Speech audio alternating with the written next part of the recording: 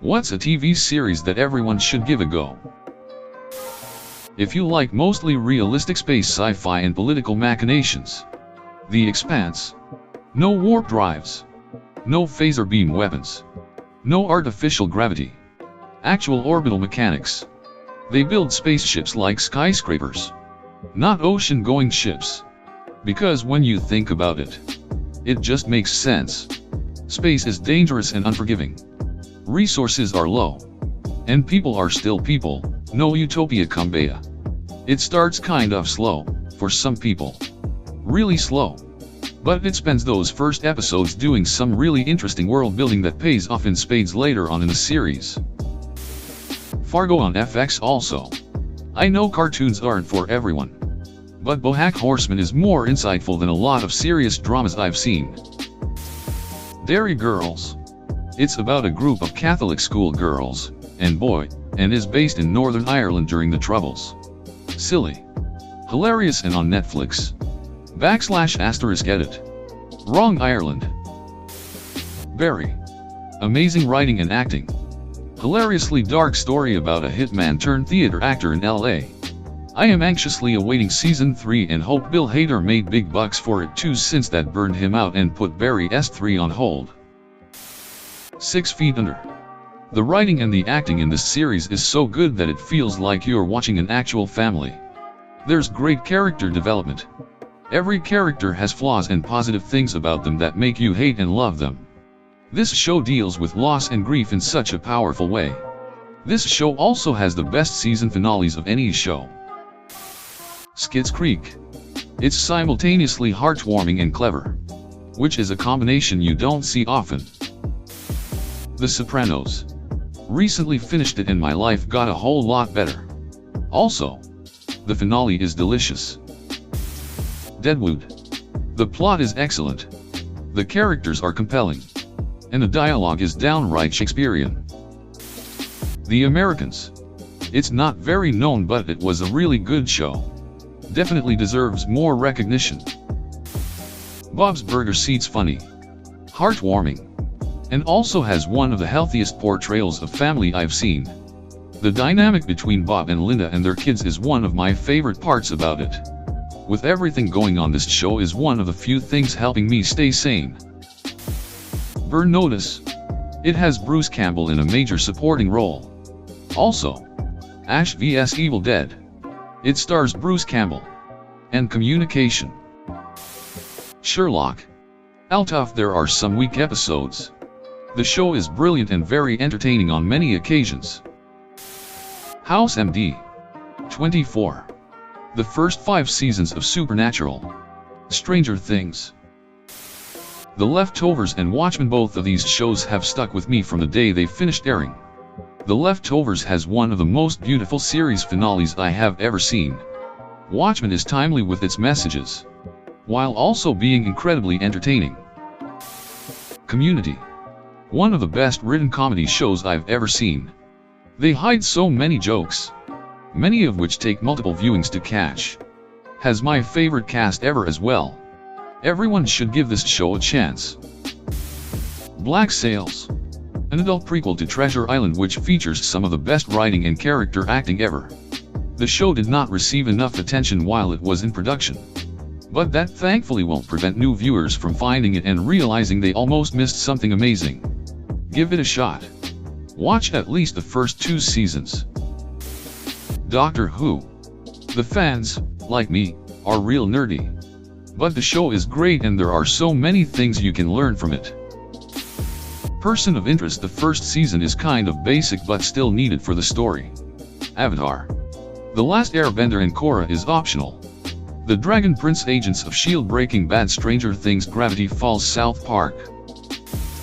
Fleabag. I heard the second season was perfect start to finish. And they were not wrong. I cannot believe I never watched it before the other day. I am obsessed. PWB is amazing.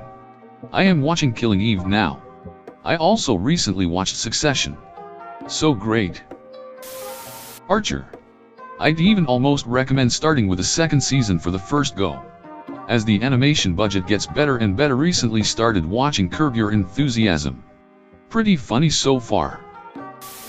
Honesty, Phineas and Ferb.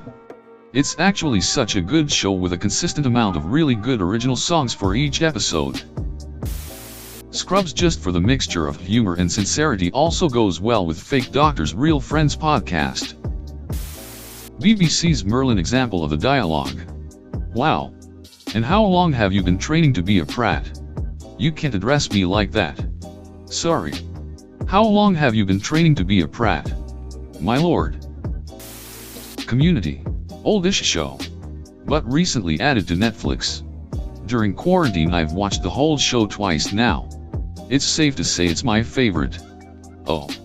And it has Donald Glover, Childish Gambino, in it. That's pretty cool. The Knick. Largely unwatched show about the Knickerbocker Hospital in New York in the early 1900s.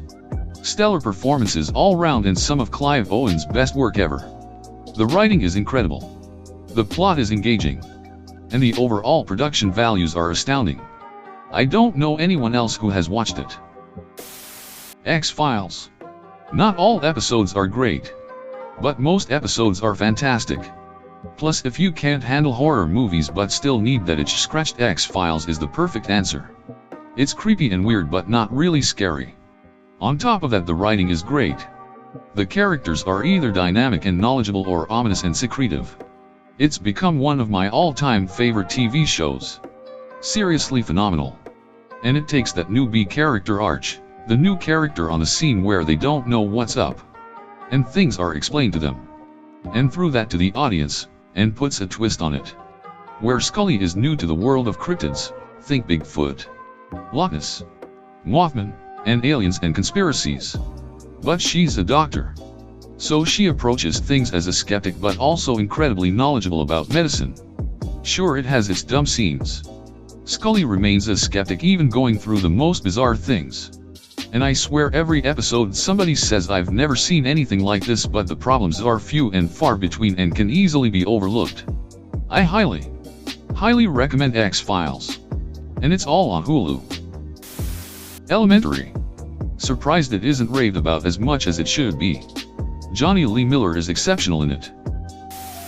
Attack on Titan. Even if you don't like anime, this is great. No filler or fights that drag on for countless episodes or fan service. Admittedly, it starts off mediocre, but your mind will be blown in season 3. All your questions will be answered. The 100. Once you get past the teeny bopper first 3 episodes, it becomes an addictive sci-fi show with amazing characters and world building. The Boys doesn't seem to be getting the attention I think it deserves. Especially in this era of overabundance of superhero media, it seems like a lot of people have missed this one, and it's a real shame as it brings a much needed perspective. I think it's one of Karl Urban's best performances as well. Smallville. I don't know if people remember it, but it was probably the first show the CW made based on a superhero, and in my opinion, the best. The CG is pretty dated, but it's still on par with the CW's other shows. The real gem is the fact that it offers a different look into Superman's story, changing a few things and ultimately creating a new Superman. Full Metal Alchemist. Brotherhood. This is, in my opinion, one of the best anime ever. Because the story is just a masterpiece. It's funny, dramatic, exciting, and all in all just great. So for everyone who likes anime, I'd really recommend this show. The OA. So many layers. It's a puzzle that you watch to figure out. The creators are brilliant. Community. It's on Netflix now, so there's no excuse.